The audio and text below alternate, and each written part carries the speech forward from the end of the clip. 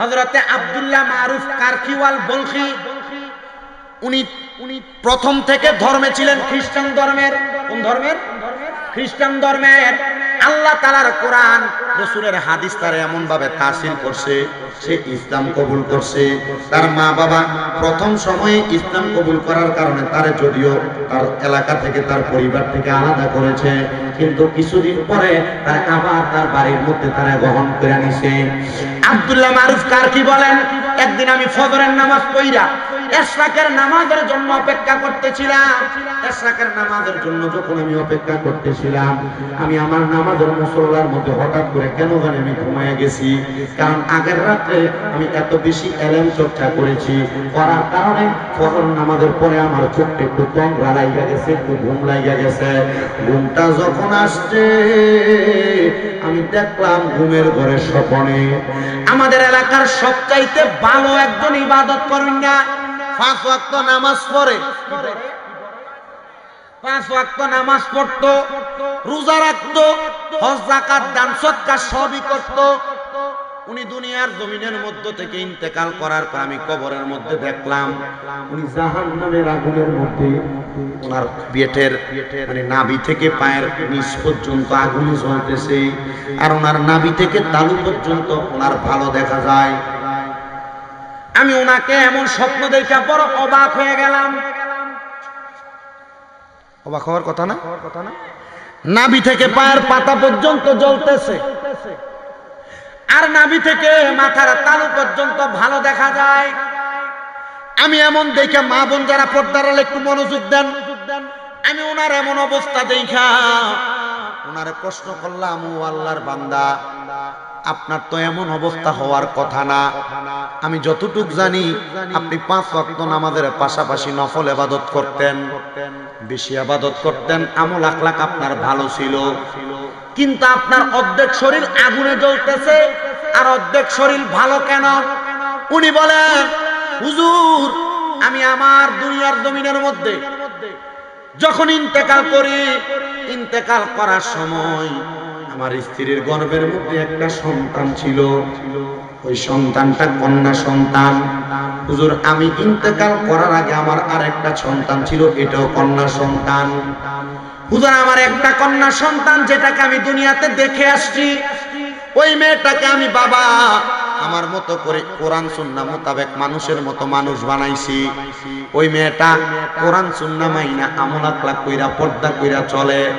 ও হুজুর, আমার স্ত্রীর গর্ভের মধ্যে যে সন্তান ছিল এটা একটা কন্যা সন্তান, কিন্তু হুজুর আমার ওই কন্যা সন্তানটা জন্ম হওয়ার পরে আমার স্ত্রী ওই কন্যাটারে ভালো করে মানুষ করে নাই, আমার স্ত্রী তাকে তার আন্ডারে ঠিক মতো রাখতে পারে নাই, কোরআন সুন্নাহ আমার স্ত্রী তারা শিখাইতে পারে নাই। না শিখানোর কারণে আমার মাইয়াটা বেপরদা ভাবে কারো এলাকার মধ্যে বসবাস করে এবং ঘুরা ঘুরা সালাম দিলাম, আসসালামু আলাইকুম ওয়া রাহমাতুল্লাহ। আমি যখন সালামটা প্রদান করলাম, সালাম দেওয়ার সাথে সাথে ঘরের মধ্য থেকে কোনো জবাব আসে না, কিন্তু আমি দেখলাম হঠাৎ করে একটা মেয়ে বের হইয়া আমার শরীরের মধ্যে তাদের ঘর থেকে একটু নোংরা পানি মেরে দিছে। আমার শরীরের যে পবিত্র জামা কাপড় ছিল, আমার জামা কাপড়টা একবারে নোংরা হয়ে গেছে। আমি আবার সালাম দিলাম, মেয়েটাকে দেখে আসসালামু আলাইকুম ওয়া রাহমাতুল্লাহ। মেয়েটা কোনো জবাব দেয় না। দেখলাম ঘরের ভিতর থেকে একটা জবাব আসছে, ওয়া আলাইকুম আসসালাম, কিন্তু ঘরের ভিতর থেকে কেউ বাইর হয় না। এবার ওই আল্লাহর বান্দা ডাক দিয়া কই, ও ঘরের সদস্যরা, তোমাদের বাবা ইন্তেকাল করেছে। ওই মেয়েটা, যেই মেয়েটা বাহিরে আইসা আল্লাহর ওলির গায়ের মধ্যে নোংরা পানি ছুঁইরা দিছে, ওই আল্লাহর ওলির চোখের সামনে মেয়েটা চোখের পানি ছাইরা দিয়া কান্না করে দিছে। মাইয়া ব্যাপারটা ঘুরে ওলির সঙ্গে বেয়াদবি করেছে, করার পরেও ওই মাইয়াটা চোখের পানিগুলা ছাইরা দিয়া দিয়া কান্দে আর ডাক দিয়া বলে, হুজুর আপনার সঙ্গে আমার বেয়াদবি হয়েছে, হুজুর আমি আপনার গায়ের মধ্যে ময়লা পানি মেরে দিছি, কিন্তু আপনি আমার সামনে এমন একজন ব্যক্তির কথা বললেন যারা আমি কোনোদিন আমার চোখ দিয়া দেখি নাই। আমি আমার মায়ের গর্ভে থাকা অবস্থায় আমার বাবা মারা গেছে। হুজুর আপনি কেন আমার বাবার এই খবর নিয়ে আসলেন? হুজুর, হুজুর ডাক দিয়া কয়, মা আমি অল্প কিছুক্ষণ আগে মসজিদের মধ্যে স্বপ্ন দেখছি রে মা, তোমার আব্বা জান জাহান্নামের আগুনে জ্বলে, কিন্তু ওই জ্বলার কারণ হইলা তুমি। মাইয়া ডাক দিয়ে কই হুজুর কেমনে? বলে মা গো মা, তুমি যে ব্যাপারটা বেহায়াপনা কইরা চলো, আমার আল্লাহ নাকি তোমার আব্বার কবরের মধ্যে এই কারণে আযাব দিয়া দিছে। ও বন্ধু, আপনার মাইয়াটারে কেমনে মানুষ করবেন? আপনার বিবেকের উপর ছাইরা দিলাম। আপনি আপনার বোনটারে কেমনে মানুষ করবেন? আমি আপনার বিবেকের উপর ছাইরা দিলাম। যদি আপনার মেয়ে আপনার বোন ব্যাপারটা ভাবে চলে, আল্লাহ তাআলা আপনার কবরের মধ্যে তো জাহান্নামের আগুন দিয়া ভরপুর কইরা দিব। সাবধান, সাবধান রে আমার পর্দার অন্তরালের মা। যদি তোমার ব্যাপারটার কারণে তোমার আব্বার কবরে, তোমার স্বামীর কবরে, তোমার ভাইয়ের কবরে তোমারে যদি আযাব দেয়, তাহলে তুমি কোনো জবাব দিতে পারবে না। মায়াটা ডাক দেয়া কই হুজুর, আমি আমার বাপরে জীবনে দেখি নাই, কিন্তু হুজুর আমার আব্বাজান ইন্তেকাল করার পরে আমি মাইয়া যদি আমার আব্বাজানের আযাবের কারণ হই, তাহলে আমি মেয়ে বলতে দুনিয়াতে আমার কোনো সম্মান থাকলো না। হুজুর বলেন আমি কি কাজ করলে আমার আব্বা কবরে শান্তি পাবে? হুজুর কয় মা, তুমি কবরের মধ্যে শান্তি কেমনে পাইব? তোমার আব্বা এটা যদি করতে যাও, এখন থেকে বেহায়াপনা করা বন্ধ করে দাও, ব্যাপারটা চলা বন্ধ করে দাও। মাইয়া কয় আমি ওই আলেম আব্দুল্লাহ মারুফ কারকির কথা শুই না, আমি বেহায়াপনা করা বন্ধ করে দিলাম। আমি যখন বন্ধ করলাম, আমি আবার নামাজ আদায় করা শুরু করলাম। এবার আমার মনের মধ্যে প্রশ্ন জাগলো, আমার আব্বার যে হুজুর দেখছে আগুনের মধ্যে জ্বলতাছে, আমি তো এখন 5 ওয়াক্ত নামাজ পড়ি, বেপরদ ঘুরি না। আমার আল্লাহ তাআলা আমার আব্বা জানলে জান্নাত দিছেনি, এই খবর তো ওই হুজুরই জানবো, যেহেতু ওই হুজুর আমার আব্বা জানার অর্ধেক খবর জানে। এবার ওই মাইয়া বলেন আমি পর্দার সহিত ওই আব্দুল্লাহ মারুফ কারকির আস্তানার মধ্যে, মানে হুজুরের বাড়িতে গেলাম, যে প্রশ্ন করলাম হুজুর আমি এখন তো ইবাদত করি, আমার আব্বা জান কবরে কেমন আছে? আমি তো কোনোদিন আমার আব্বা জানলে দেখি নাই। হুজুর ডাক দিয়ে কয় মা, আমি আর তোমার আব্বা জানলে দেখি নাই কোনোদিন। বলে কারণ কি? বলে মনে রাখবা, কবরবাসী যদি কবরে কঠিন বিপদে থাকে, তাহলে তার আত্মীয় স্বজনকে তারা দেখা দেয়। মাঝে মাঝে মারে স্বপ্ন দেখেন, মাঝে মাঝে বাপরে স্বপ্ন দেখেন, মাঝে মাঝে দাদা দাদির স্বপ্ন দেখেন। এটার কারণ দেখে একটাবার চিন্তা করলেন না, একটাবার কি চিন্তা করলেন না? ইবনে সিরিনের স্বপ্নের তাবির করে দেখলাম, কবরবাসীরা যদি কবরে কঠিন মহা মুসিবতে থাকে, তাহলে তাদের আত্মীয় স্বজনদেরকে দেখা দেয়। আজকে জানি না কার মা নাই, কার আব্বা নাই, দাদা দাদি অন্ধকার কবরে, মাঝে মাঝে তারা তোমার ঘুমের ঘরে স্বপ্নে আইসা দেখা দেয়। সাবধান রে ও আমার নাগরের চরের মানুষ, এমন কোন কাজ কইরো না যে কাজের কারণে তোমার আব্বা আম্মা কবরে আযাব প্রাপ্ত হয়। মাইয়া কয় হুজুর আর কি দেখেন নাই? বলে না, তোমার আব্বা বিপদে থাকার কারণে মনে হয় আমারে দিয়া তোমার আব্বার উপকার হবে বিদায় আমারে দিদার দিছে, এজন্য এখন আর তোমার আব্বার আমি দেখি নাই। মাইয়া কয় হুজুর আমি তো কোনোদিন আমার আব্বার নামাজ চোখ দিয়া দেখি নাই। ব্যবস্থা আসেনি হুজুর, আব্বারে দেখার মতো কোন লাইন আসেনি।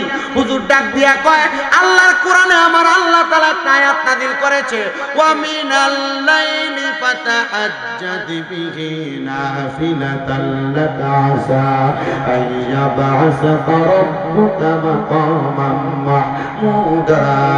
জবান খুলে জোরে জোরে পড়েন আল্লাহু আকবার। আল্লাহু আকবারের আওয়াজটা আসতে হইছে, আর জবান খুলে উচ্চ কণ্ঠে জোরে পড়েন আল্লাহু আকবার। মাইয়া কয় হুজুর আয়াতের মানে তো বুঝি না, হুজুর আপনি আমারে কি শুনাইলেন? হুজুর ডাক দেয়া কয় মা, আল্লাহ তাআলা আয়াত নাযিল করে আমার নবীরে বলছে আপনি রাতের কিছু অংশে তাহাজ্জুদের নামাজ আদায় করেন, আপনাকে আপনার আল্লাহ তাআলা অতি সত্তর মাকামে মাহমুদ প্রশংসার জায়গা দান করে দিবে। মাইয়া কয় হুজুর এই আয়াতটা আমার নবীর উপরে নাযিল হইছে, তো আমি তাহাজ্জুদ করে কি করব? এই আয়াত যখন আমার নবীর উপরে নাযিল হইল, আমার নবী রাহমাতুল লিল আলামিন নবী আল্লাহ তাআলার কাছে চোখের পানি মুবারক ছাইরা দিয়া কান্না করেছে, আর ডাক দিয়া আল্লাহ ও আল্লাহ আপনি বলেছেন আমি নবী তাহাজ্জুদের নামাজ আদায় করলে আমারে মাকামে মাহমুদ প্রদান করবেন। আল্লাহ আমার অনেক উম্মত থাকবে দুনিয়ায়, আমার উম্মতেরা বিপদে পড়ে মুসিবতে পড়ে যদি তাহাজ্জুদের নামাজ পড়ে, আপনি বলেন না আমার উম্মত এমন ইবাদতের কারণে তাহাজ্জুদের কারণে কি দান করবেন। আল্লাহ তাআলা আমার নবীকে হাদিসে কুদসির মাধ্যমে জানায়া দেয় আপনার উম্মত তাহাজ্জুদের নামাজ পড়া আমি আল্লাহর কাছে যা চাইবে আমি আল্লাহ তাহাজ্জুদ নামাজের বরকতে আপনার উম্মতের তা দান করে দেব। বলেন সুবহানাল্লাহ।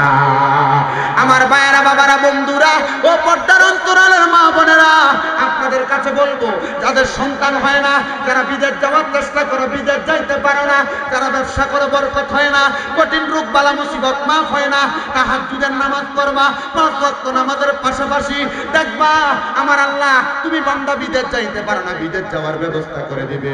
তুমি মায়ের গর্ভে সন্তান হয় না, তাহাজ্জুদের নামাজের বরকতে আল্লাহ গর্ভে সন্তান দান করবে। তুমি সন্তান ব্যবসা করে বরকত হাসিল করতে পারো না, তাহাজ্জুদের নামাজের কারণে তোমার ব্যবসার মধ্যে আল্লাহ বরকত দান করব। যেই কাজে হাত দাও এই কাজে সফল হইতে পারো না, ও মুসলমান তাহাজ্জুদের নামাজ আদায় কইরা আল্লাহর কাছে চোখের পানি ফেলা ফেলা কান্দ। বেশি দিন লাগবে না, 3 মাস সময় দিলাম, 3 মাস যদি আল্লাহর কাছে 5 ওয়াক্ত নামাজের পাশাপাশি তাহাজ্জুদ করে কান্দ, আল্লাহর অসংখ্য নিয়ামত অসংখ্য বরকত তুমি পেয়ে যাইবা। তারা স্কুল কলেজ মাদ্রাসার ছাত্র ভাইরা আছেন এলেম অর্জন করার জন্য আল্লাহ তাআলার অপুরন্ত খাজিনার রহমত পাওয়ার জন্য আপনারা চেষ্টা করবেন তাহাজ্জুদের নামাজটা পড়ার জন্য। আমি আপনাদেরকে একটা মজার কথা বলি শুনেন। আমার মাদ্রাসা কুমিল্লায় 6টা, কয় না কয়টা? আমার 6টা মাদ্রাসা, 6টা মাদ্রাসার মধ্যে প্রত্যেক মাদ্রাসার ছাত্ররা আপনাদের দোয়ার বরকতে রাত 3:30টার দিকে ওইটা তাহাজ্জুদ পড়ে। ছোট ছোট অনেক বাচ্চা আছে নুরানিতে পড়ে, এই পোলা পানি চলতে চলতে ওইটা তাহাজ্জুদ পড়ে। আমি একদিন তাহাজ্জুদের নামাজের সময় মাদ্রাসায় যে দেখি ছোট ছোট বাচ্চারা তাহাজ্জুদের নামাজ পড়ে ফজরের অপেক্ষা করতেছে। আমি দেখছি ছোট ছোট বাচ্চা এগুলারও চোখ দিয়া বেয়ে বেয়ে পানি পড়ে। এটার কারণটা কি শুনবেননি? এটার কারণ হইল একদিন আমি আমার অভিভাবকদের ছাত্রদেরকে নিয়ে মিটিংয়ে বৈশা বলছি যদি আল্লাহ তাআলার অসংখ্য নিয়ামত এলেম সিনার মধ্যে আর মাথার মধ্যে ঢুকাইতে যাও তাহলে সবচাইতে শ্রেষ্ঠ একটা ইবাদত, এই ইবাদতের নাম হলো তাহাজ্জুদের সালাত। এই তাহাজ্জুদের নামাজ পড়ে আল্লাহর কাছে কান্না করবা, দেখবা আমার আল্লাহ তাআলা তোমাদেরকে নিয়ামত দান করবে। খোদার কসম আমার ছাত্রগুলো আমার কথা দ্বারা ফালায় নাই। আমার ছোট ছোট বাচ্চারা মাদ্রাসায় তাহাজ্জুদের নামাজ পড়ে পড়ে দোয়া করে। এখন আমি সব সময় মাহফিল থেকে যাওয়ার সময় মাদ্রাসার দিকে তাকাইলে দেখি লাইট জ্বলে। আমার বুঝতে দেরি হয় না, আমার ছোট ছোট বাচ্চারা তাহাজ্জুদের নামাজ পড়ে দোয়া করে। এবার বলেন এই নামাজের বরকত আছে না? না। বিদেশ যাওয়ার চেষ্টা করো, পারো না, তাহাজ্জুদ করো। মা বোনেরা সংসারে বরকত নাই, তাহাজ্জুদের নামাজ পড়ো। আমি আপনাদের সবার কাছে বলি আল্লাহর ওলি ওই মাইয়ারে নসিহত করে, এ মা যদি আব্বারে দেখতে চাও তাহাজ্জুদ পড়ো। মাইয়া কই হুজুর পড়াম কেমনে? তাহাজ্জুদ পড়ার নিয়মটা তো শিখিয়ে দিবেন। হুজুর কয় মা 2 রাকাত করে নিয়ত করবা। 2 রাকাত নামাজের নিয়ত যখন তুমি করবে এটা সুন্নতে ইবাদত। যখন তুমি 2 রাকাত নামাজের নিয়ত করবা, 2 রাকাত নামাজের নিয়ত কইরা আল্লাহর দরবারে দাঁড়ায়া যাইবা। সূরা ফাতিহা একটা বড় সূরা মিলাইবা, দ্বিতীয় রাকাতের মধ্যে সূরা ফাতিহার সঙ্গে সূরা ইখলাস মিলাইয়া পড়বা। এবং করে 4 রাকাত, প্রতি 4 রাকাতের পরে পরে সুবহানাল্লাহ, আলহামদুলিল্লাহ, লা ইলাহা ইল্লাল্লাহ, আল্লাহু আকবার দুরূদ শরীফ পড়বা। এমন করে 3-4 12 রাকাত তাহাজ্জুদের নামাজ পড়বা। নামাজ পড়া আল্লাহর কাছে দোয়া করবা। ওই মাইয়া কয় আল্লাহর ওলি মারুফ কারকির কথা শুইনা আমি তাহাজ্জুদের নামাজ পড়া কান্না করতে লাগলাম। 1 সপ্তাহ যায় নাই, 1 সপ্তাহ যায় নাই, 1 সপ্তাহ যায় নাই, আমি তাহাজ্জুদ নামাজ পড়া আল্লাহর কাছে সিজদার মধ্যে যায় যখন কান্না করি আমি দেখছি রে আমার চোখের সামনে তাহাজ্জুদের নামাজের মুসল্লায় কে জানি একটা ঘোরাফেরা করতেছে। এমন সুন্দর এমন সুদর্শন মানুষ যার চেহারাটা দেখতে বড় সুন্দর দেখা যায়, যার ডাইনে 70 জন, বামে 70 জন, সামনে 70 জন, পিছনে 70 জন প্রহরী দেখা যায়। আমি অবাক হয়ে গেলাম, জিজ্ঞাসা করলাম কে আপনি, কে আপনার পরিচয়টা কি আপনি আমার কাছে বলবেননি? এবার উনি ডাক দিয়া কয় আমারে চিনো না? আমি বললাম তোমার ওই বাবা, আমি আজকে তোমার ইবাদতের কারণে জান্নাতে ঘুরতেছি। ওরে ভালোবাসি তোমায় বাবা, বুকটা যে যাইছি রে, তোমার কথা হৃদয় মাঝে পড়ছে বারে বারে। ভালোবাসি তোমায় বাবা, বুকটা যে যাইছি রে, তোমার কথা হৃদয় মাঝে পড়ছে বারে বারে। বাবা তুমি কেমন আছো ছোট্ট মাটির ঘরে, তোমার কথা হৃদয় মাঝে পড়ছে বারে বারে। বাবা গো বাবা, বাবা গো ও বাবা, বাবা গো ও বাবা, বাবা গো ও বাবা। দরজাটা খুলতে খেয়ে যাই ধোকা, বাবা বুঝি বলছে এলে নাকি খোকা। বুকের ভিতরটা লড়ে চড়ে উঠে, সবাই আছে শুধু বাবা নেই, শুধু বাবা নেই।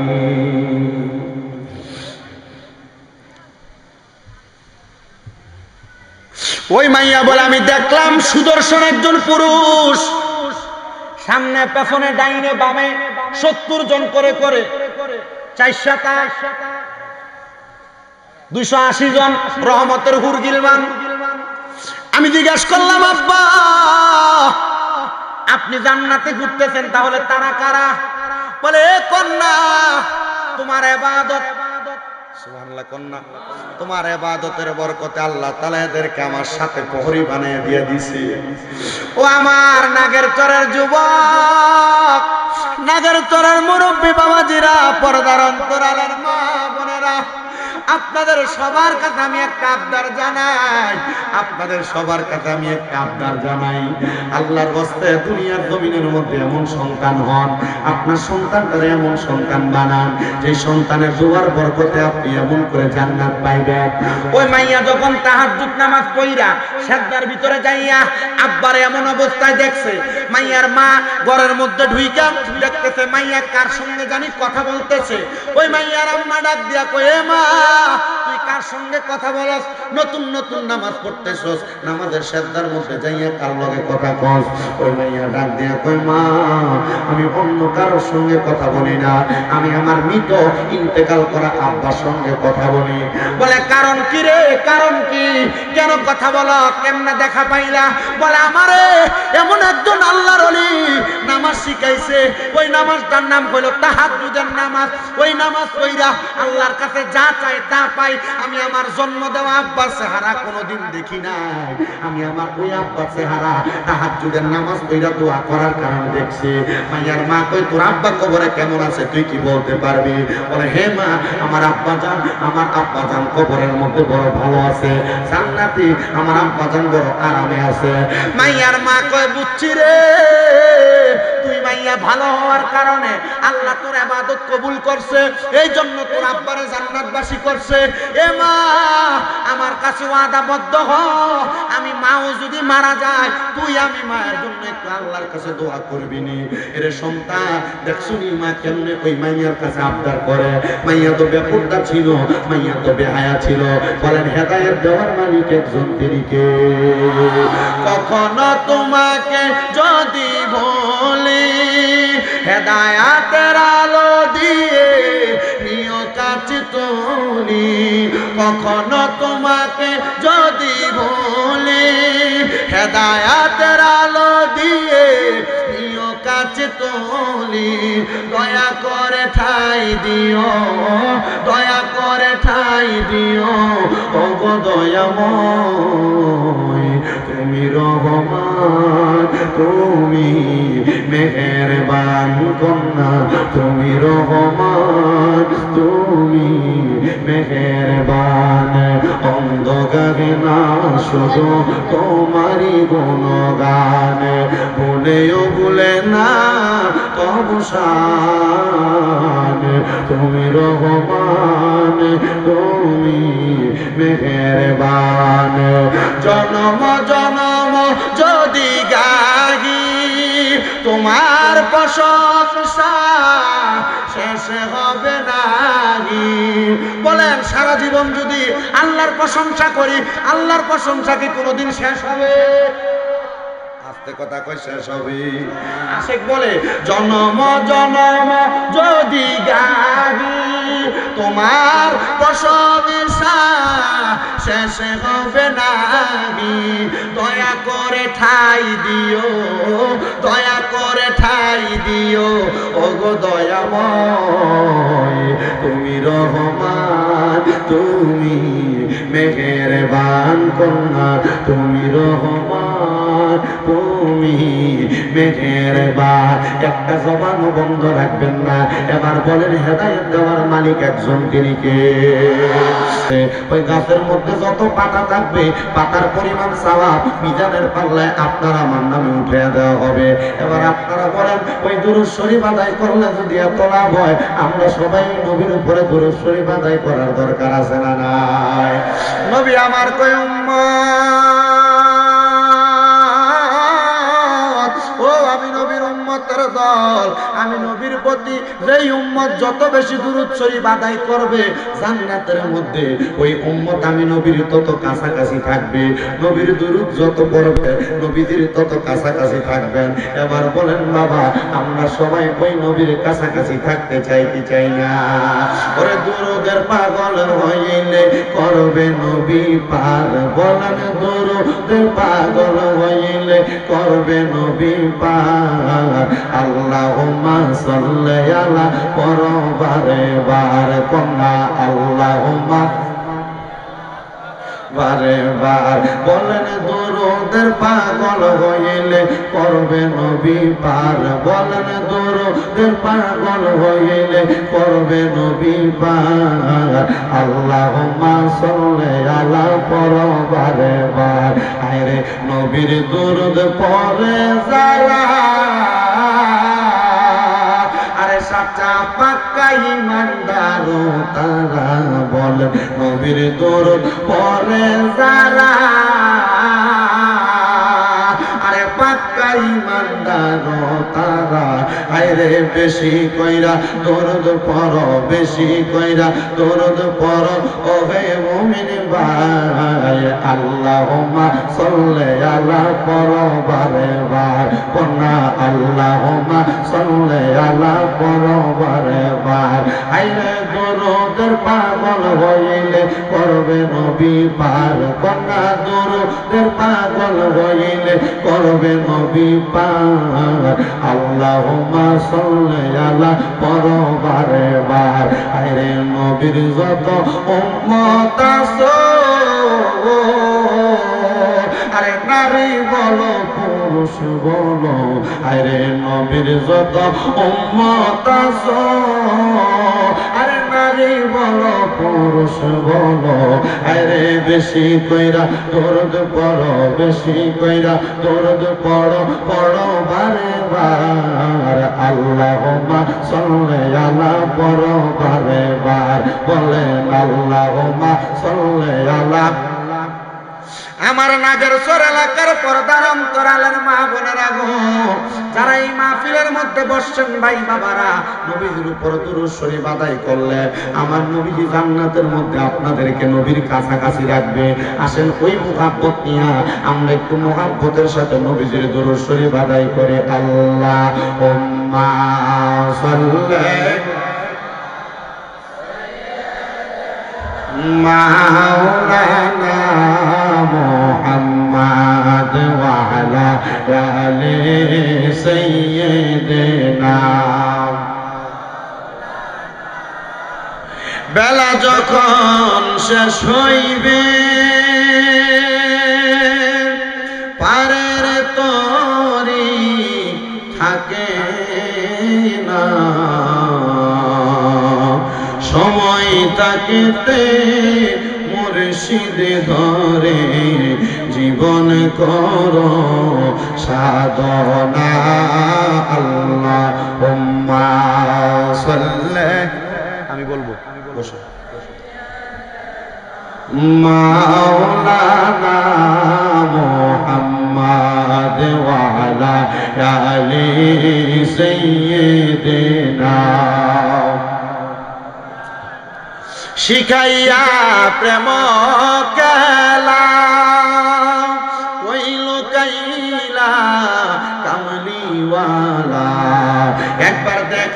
দিয়া মিঠাও জ্বালা মোহাম্মদিয়া রাসূলুল্লাহ আল্লাহুম্মা সাল্লি সাইয়্যিদিনা মাওলানা মুহাম্মদ ওয়া আলা আলি সাইয়্যিদিনা।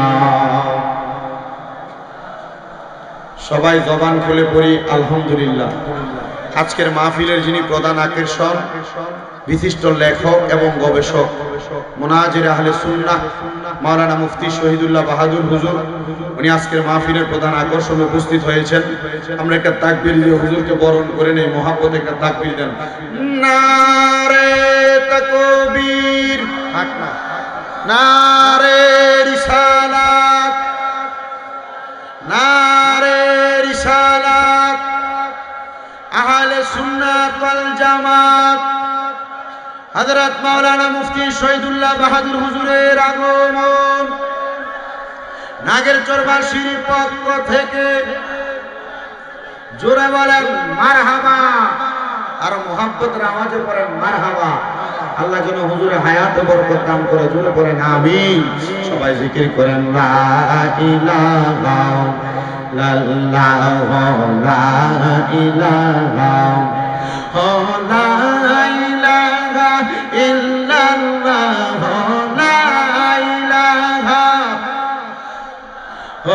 লা ইলাহা ইল্লাল্লাহ, লা ইলাহা ইল্লাল্লাহ, লা ইলাহা।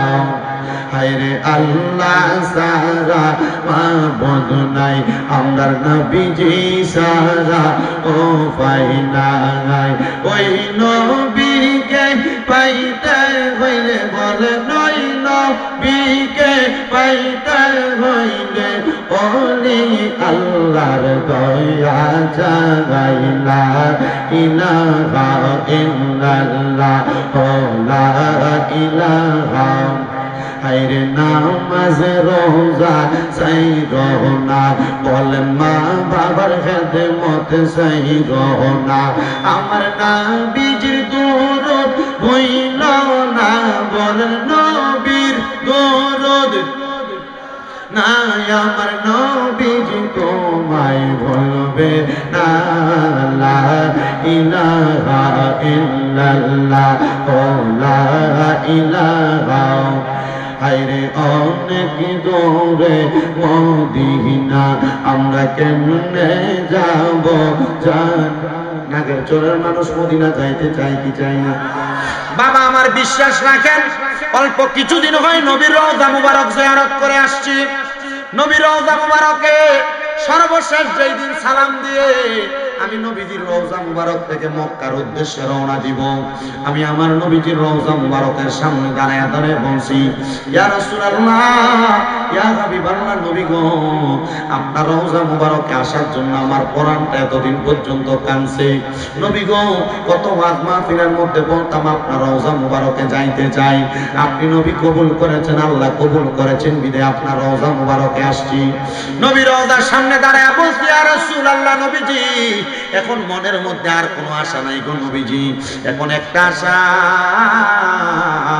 যেই দিন আমার মালাকুল মাউত আজরাইল আমার সামনে হাজির হয়ে যাবে, আমার রূহ যখন কবজ করবে, ওই কঠিন মুসিবতটা আসার আগে আপনি নবীকে ঘুমের ঘরে একবার আমি স্বপ্ন দেখতাম চাই। আমি এই আশাটা আমার নবীর রওজা মুবারকের সামনে বলছি।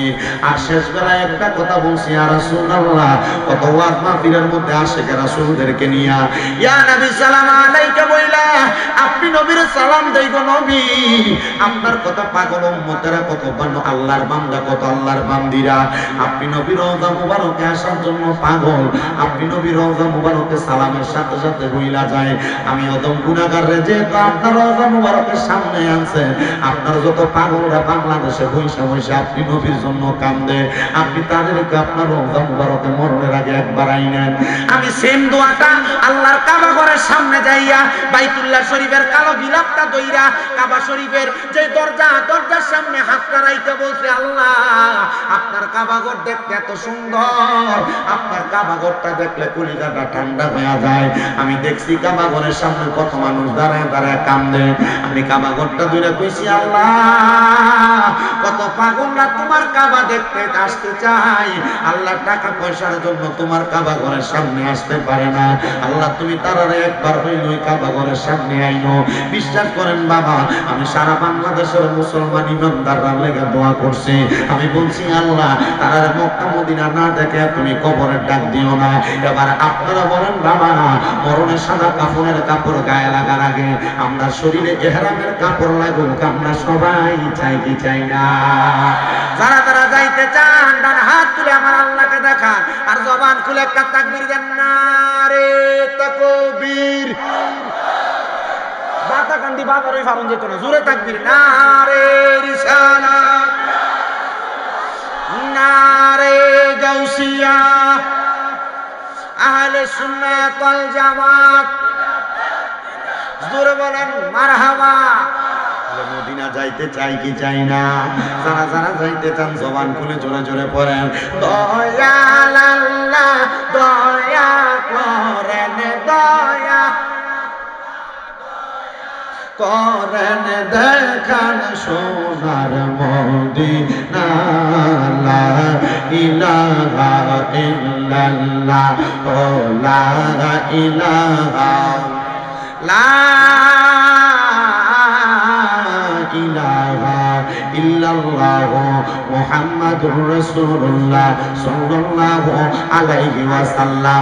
এ আমার নাগের চরের জান্নাতের বাগান মাহফিলে আগন্তুক আমার ভাইয়েরা, বাবারা, বন্ধুরা, পর্দার অন্তরালের মধ্যে ওয়াস্ত্রবন্ধত আমার কলিজার টুকরা মা বোনেরা গো, আজকের মাহফিলের মধ্যে আপনারা যারা আসছেন, মাহফিলে কত সুন্দর আপনাদের জন্য তাবারুকের আয়োজন করা হয়েছে। আমি যদি প্রশ্ন করি, ও আমার দাড়ি পাকা বড় বড় বাবারা, আপনারা কি তাবারুক খাওয়ার লোভে মাহফিলে আইছেননি? সবাই বলবে হুজুর আমরা তাবারুক খাইবার লেগে আসি নাই। ও যুবক ভাইয়েরা, মাহফিলে কি তোমরা আনন্দ ফুর্তি করবার লেগে আইছ? সবাই বলবে হুজুর না না, আমরা এই জন্য আসি নাই। কেন মাহফিলে আসলা রে?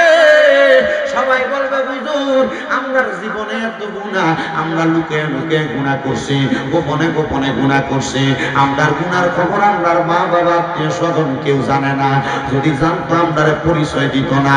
বিশ্বাস করেন, আমি শামীম রাজার গুনাহ যদি আপনারা দেখতেন, আজকের মাহফিলের প্রধান বক্তা বানায়া বসাইতেন না। আল্লাহর দরবারে লাখ লাখ শুকরিয়া আদায় করি, আল্লাহ আপনি আমার গুনাহগুলা গোপন করে রাখছেন। দেখবেন কোন মানুষ যখন চুরি করে, রাস্তা দিয়ে যাওয়ার সময় মানুষ তারা চুর করে ডাক দেয়, আল্লাহ কত ওয়াক্ত নামাজ আমরা জীবনে চাললাম, আমরার কপালে তো তুমি বেনামাজি লেখা দিছো না, আমরা কত মিথ্যা কথা বললাম, আমরার কপালে তো তুমি মিথ্যাবাদী লেখা দাও নাই। আল্লাহ যদি এগুলা লেখা দিত, মানুষ আমরার গুনাহগার কইয়া ডাক দিত। ও বাবা, আমরার জীবনের গুনার কোনো অভাব নাই। আজকের মাহফিলে আপনারা অনেক দরবারের তরিকতপন্থী মানুষ আছেন, আমি দেখতেছি শাহপুর দরবারের মানুষ আছে, দেখলাম সারসিনা সোনাকান্দার মানুষ আছে, আমি দেখলাম গৌসে মাঝবান্ডার মানুষ আছে, টাঙ্কির অনেক মুরিদরা আছে, আবার চট্টগ্রামের পাকিস্তানের হুজুরের অনেক বায়াত আছেন। আপনারা যারা বসছেন এখানে, আপনারা বলেন বাবারা, আমরার জীবনের গুনাহগুলা আজকের মাহফিলে বৈশা যদি আমরা আল্লাহরে ডাক দেই, আমার আল্লাহ মাফ করতে পারে কি পারে না? আমরা গোপনে গোপনে গুনাহ করছি, আসেন জীবনের গুনাহগুলা মাফ করানোর জন্য মুহাব্বতের আওয়াজে আমার আল্লাহ তাআলার একটু স্মরণ করবেন। যাদের জবান আছে মুহাব্বতে আল্লাহ তাআলার একটু আল্লাহ তাআলার ইসমে জাতের জিকির করবেন, আর যাদের সামনে ফাঁকা জায়গাতে জায়গাগুলো পূরণ করবেন আর ডাক দেন আল্লাহ আল্লাহ আল্লাহ আল্লাহ। কি কমান না ইগুলা কমাই দেন, আল্লাহ আল্লাহ আল্লাহ। কোন সাধনে বানাই গো আপনা আই গো নবীজি, কোন সাধনে বানাই গো আপনা আই মাওলা আল্লাহ আল্লাহ। কোন সাধনে বানাই গো আপনা আই গো নবীজি, কোন সাধনে বানাই গো আপনা আই মাওলা আল্লাহ আল্লাহ। পাইলে আপনার দুই চরণ ধন্য হইত এই জীবন দেখা দেন গো দয়াল নবীজি মারহাবা আল্লাহ পাইলে আপনার দুই চরণ ধন্য হইত এই জীবন দেখা দেন গো দয়াল নবীজি দেখতে চাই যে রানী দেখা দেন গো নবীজি দেখলে ধন্য হইত এই জীবন নবীজি সংসার দৌড় পাহাড়াইব আপনার মারহাবা আল্লাহ আল্লাহ দোকানটা খুইলা আল্লাহর ডাকে শোন নাই আল্লাহ আল্লাহ ও গো নবীজি আপনি আসেন মদিনাতে আমরা ডাকি বাংলার বুকে দেখতে চাই আপনার রোজা খানি মারহাবা ও গো নবীজি আপনি আসেন মদিনাতে আমরা ডাকি বাংলার বুকে লইয়া যান গো দেখব রোজা খানি মারহাবা দেখলে আপনার চেহারা ধন্য হইত এই পাগলা দেখলে আপনার চেহারা ধন্য হইত এই পাগলা দেখা দেন গো মায়ার নবীজি ও গো নবীজি কমসা দৌড়ে পাগাই গৌত পাগাই মারহাবা আল্লাহ আল্লাহ মুর্শিদ কইয়া যাও যাইবার কালে লইয়া যাইবার নেই মারহাবা আল্লাহ আল্লাহ মুর্শিদ কইয়া যাও যাইবার কালে লইয়া যাইবার নেই মারহাবা আল্লাহ আল্লাহ তোমার গায়ে পুরান চাদর আমায় দিবানি দয়াল কইয়া যাও যাইবার কালে লইয়া যাইবার নেই মারহাবা আল্লাহ আল্লাহ তালিম তুরবি যত করিয়া চালাইলা সংসারে মুর্শিদ চালাইলা সংসারে মারহাবা আল্লাহ আল্লাহ তোরি পথের তালিম লইয়া সাজাইলাম জীবনটা রে মুর্শিদ কইয়া যাও যাইবার কালে লইয়া যাইবার নেই মারহাবা বাগদাদি কইয়া যাও যাইবার কালে লইয়া যাইবার নেই মারহাবা আল্লাহ আল্লাহ এই অদমের মৌলার জালা কারে কই খুলিয়া মুর্শিদ কারে কই খুলিয়া মারহাবা আল্লাহ নবীর ভালোবাসায় কষ্টে যাইব সিরা আল্লাহ নবী দেখার লাগি কষ্টে যাইব সিরা কইয়া যাও যাইবার কালে কইয়া যাইবার নেই মারহাবা আল্লাহ আল্লাহ আল্লাহ আল্লাহ আল্লাহ লা ইলাহা ইল্লাল্লাহ মুহাম্মাদুর রাসূলুল্লাহ সাল্লাল্লাহু আলাইহি ওয়াসাল্লাম সবাই পড়ি সাল্লাল্লাহু আলাইহি ওয়াসাল্লাম আল্লাহুম্মা আমিন আল্লাহুম্মা আমিন আলহামদুলিল্লাহি রাব্বিল আলামিন আসসালাতু ওয়াসসালামু আলা রাসূলিল কারীম রব্বানা যালামনা আনফুসানা ওয়া ইল্লাম তাগফির লানা ওয়া তারহামনা লানাকুনান্না মিনাল খাসিরিন ইয়া ইলাহি রহম ফরমা মুস্তাফা কি ওয়াসতে খুলে দে দরওয়াজায়ে রহমত গাদা की वास्ते रहमतन लिल आलमीन खत में रसूल जाने जगा अहमद हामिद मोहम्मद मुस्तफा की वास्ते मौदू ओ दयाल अल्लाह রহমতের নজর কইরা তাকিয়ে দেখেন গো আল্লাহ, এই কুমিল্লা জেলার অন্তর্গত তিতাস থানাধীন নাগেরচর উত্তরপাড়া মোহাব্বত আলী ব্যাপারী বাড়ির প্রাঙ্গণে এত সুন্দর কইরা চতুর্থ বাৎসরিক ইসলামী সুন্নি মুখা সম্মেলন সাজাইয়া এই এলাকার আমার যুব সমাজের ভাইয়েরা আজকের জান্নাতের বাগানে আমার সঙ্গে আমার কতগুলা দাড়ি পাকা মুরব্বী বাবারা, যুবক নওজোয়ান ভাইয়েরা, ছোট্ট ছোট্ট মাসুম বাচ্চারা, পর্দার অন্তরালের মা বোনেরা, আপনি আল্লাহর শাহিন শাহী পাক দরবারে গুনাহগার কাঙ্গালের বেশে দুইখানা হাত বাড়াইছে। আল্লাহ, যার হাতটা তোমার কাছে মায়া লাগে, পছন্দ হয়, ওই হাতের উসিলায় আমার জীবনের গুনাহ তুমি আল্লাহ ক্ষমা কইরা দাও। এরে আমার এই নাগেরচর এবং আশেপাশে এলাকার মা বোনেরা গো, কি গো মা, দুনিয়ার কাজকর্ম গুলা বন্ধ হয়েছে নি গো মা, মুনাজাত হইতেছে গো মা, আমার আল্লাহর দরবারে আমিন আমিন কইরা দুইটা হাত বাড়াইয়া দেও গো মা। আমাদের বিশ্বাস আছে গো মা, আমার আল্লাহ একটা হাত খালি ফিরাইয়া দিবে না।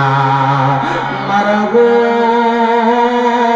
তোমরা তো এই এলাকার নাইরি না গো মা, একদিন আসছিল লাল রঙের বেনারসি শাড়ি পইরা, আরেকদিন চইলা যাইবা সাদা মার্কিন কাপড় পরিয়া গো মা। তোমরার মতো কত মা বোনেরা জানি অন্ধকার কয়বরে মুর্দা লাশ হইয়া শুইয়া রইছে গো মা, আজকের মুনাজাত তারার নসিবে হইছে না।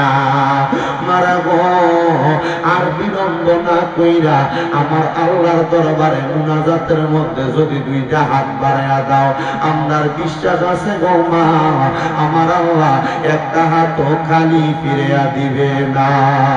এরে আমার নাগেরচর এবং আশেপাশে এলাকার ভাই বাবারা গো, কিরে ভাই, আর কত দুনিয়ার রং তামাশা আড্ডাবাদের মধ্যে সময় কাটাইবা, মুনাজাত হইতেছে আমার আল্লাহর দরবারে, আমিন আমিন কইরা দুইটা হাত বাড়াইয়া দাও রে ভাই, আমরার বিশ্বাস আছে আমার আল্লাহ একটা হাত খালি ফিরাইয়া দিবে না। ভাইরা রে, জানি না রে ভাই আজকের মুনাজাতটা কার জন্য, জানি জীবনের শেষ মুনাজাত, জানি না রে আল্লাহ আমার কোন ভাই বাবা মা বোনের জন্য, জানি গো এই এলাকার বাসপুরার পাঁচগুলা পাইকা লালে লাল হইয়া গেছে, জানি না রে আল্লাহ আমার কোন ভাই বাবা মা বোনের জন্য, জানি গো এই মাসিমপুর বাজারের কাফনের কাপড় কাইটা রেডি করে রাখছে, জানি না রে আল্লাহ কোন ভাই বাবা মা বোনের জন্য, জানি গো জীবনের গুনাহ মাফ কইরা আমরারে বেগুনাহ মাসুম বান্দা বানায়া দাও।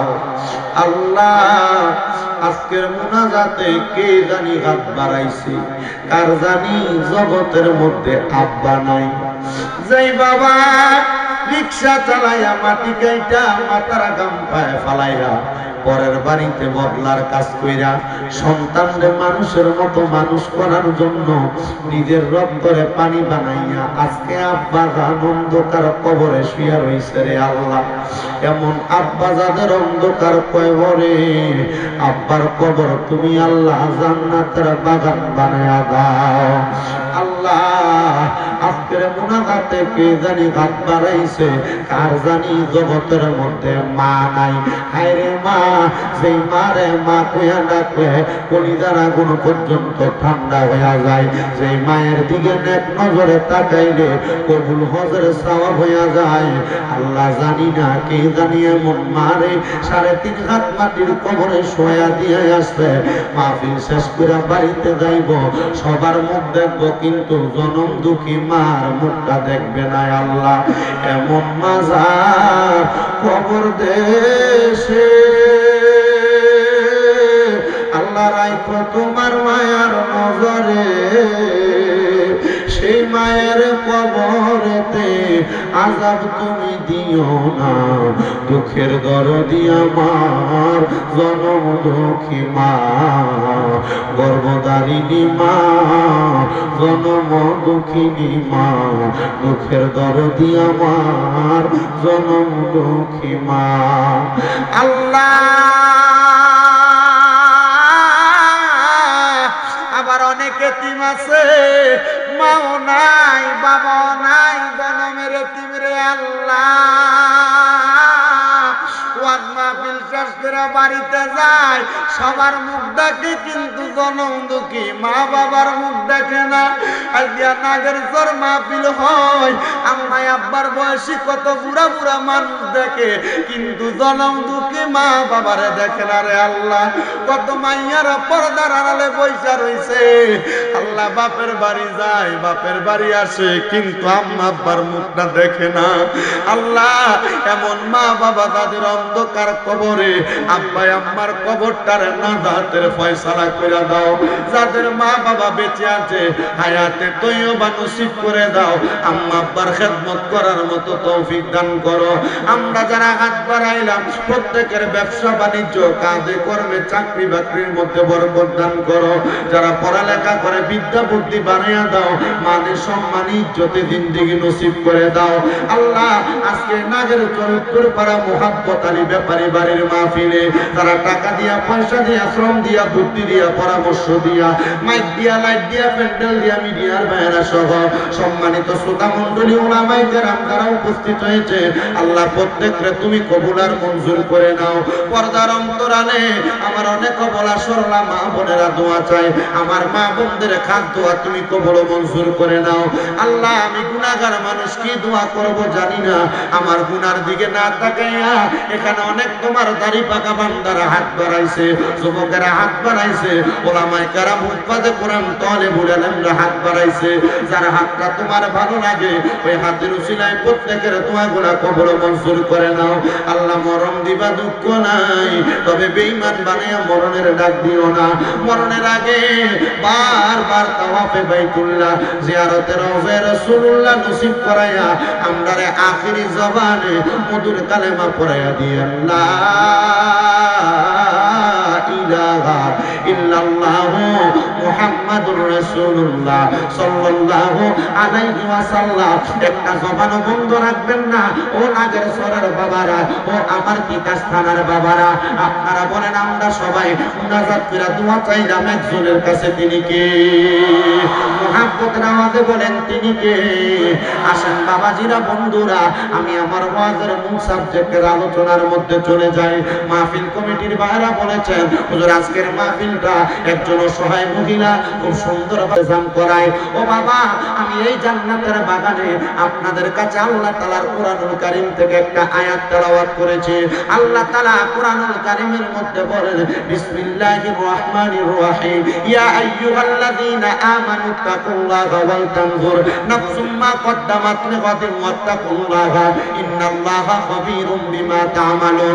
আল্লাহ কয় ইয়া আইয়ুহাল্লাযীনা আমানু, হে যারা ঈমানদার শুনে নাও, আল্লাহ ঈমানদারদেরকে বলতেছেন ইত্তাকুল্লাহ, তোমরা আল্লাহকে ভয় করো, ওয়াল তানজুর নাফসুম মা কদ্দামাত লিগাদ, তোমাদের তাকানো উচিত অথবা নজর করা উচিত তোমাদের পূর্ববর্তীদের দিকে, তোমরা তাদের মতো কি রেডি করে রেখেছো। কদ্দামাত লিগাদিন ওয়াত্তাকুল্লাহা, আল্লাহ কয় তোমরা আবার আল্লাহকে ভয় করো। কেন কেন কেন? আল্লাহ তাআলা ঘোষণা করে ইন্নাল্লাহা খাবীরুম বিমা তা'মালুন, নিশ্চয় আল্লাহ তাআলা তোমাদের অন্তরের সকল খবর সম্পর্কে অবহিত। হে মুসলমান, হে নবীর উম্মতের দলেরা, আজকের মাহফিলে অনেক দাড়ি পাকা বড় বড় বাবারা বসছেন, যুবকেরা বসছেন, অনেক ছোট ছোট বাচ্চারা বসেছে, অনেক মা বোনেরা পর্দার অন্তরালে বসেছে। আপনারা আপনাদের সামনের জীবনের জন্য কি রেডি করছেন আমি জানি না। অন্ধকার কবরে যাওয়ার পরে আপনি আল্লাহ তাআলার কাছে কি জবাব দিবেন? কবরে যে দুইজন ফেরেশতা আগমন করবে, মুনকার এবং নাকির, এদের কাছে কি জবাব দিবেন জানি না। আজকের মাহফিলের যিনি সম্মানিত সভাপতি জনাব মোহাম্মদ জিলানী মুন্সি সাহেব, উনি যদি মারা যায়, উনি মারা যাওয়ার পরে মানুষ আর জিলানী মুন্সি বলে ডাকবে না। প্রধান অতিথি হাবিব সরকার, ওনারে হাবিব সরকার বলে ডাকবে না। শামীম রেজা যদি মারা যায়, শামীম রেজা বলে ডাকবে না। আমরা সবাই একটা পরিচয়ে ডাকবে, আমার নাম লাশ।